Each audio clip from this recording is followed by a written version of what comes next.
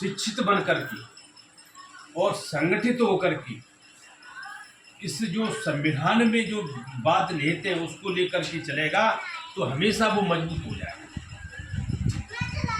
और ये जो मनवादी लोग हैं उनके चंगुल में न फंस करके वो आगे निकल जाएगा और अपनी हिस्सेदारी को लड़ करके संगठित होकर के शिक्षा को प्राप्त करके ले लेगा। लेकिन हमने संविधान के जो रचयिता थे बाबा साहब भीमराव अम्बेडकर जी, न हमने उनको माना, न उसमें जो लिख गए थे न उनकी माना। और हमारे जो रत्नप्पा कुमार जी थे उन्होंने जो मिशन चलाया था न हमने उस मिशन को माना। संतराम बीए थे उन्होंने भी मिशन चलाया, जात पात तोड़ो मंडल चलाया और उन्होंने दुनिया भर की जो है आंदोलन किए, समाज को जगाने की किताबें लिखी। लेकिन हमने उन किताबों को पढ़ा।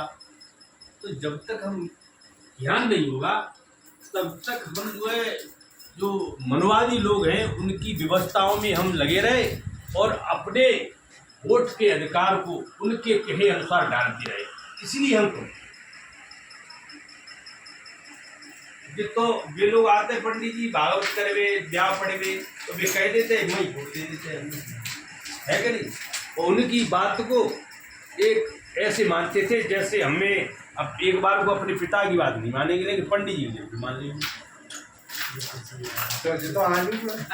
तो आज हुए तो इस अगर समाज की बात नहीं मानी जाए और दूसरी समाज को आ जाए तुरंत मान लेंगे, फैसला मंजूर है।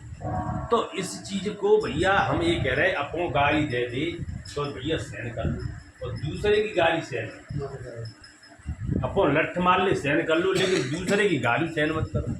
सही भाई, उन्होंने कहा था कि आप संगठित होकर शिक्षा प्राप्त करके आप लड़ना सीखिए। जो समाज संघर्ष करके जो आगे बढ़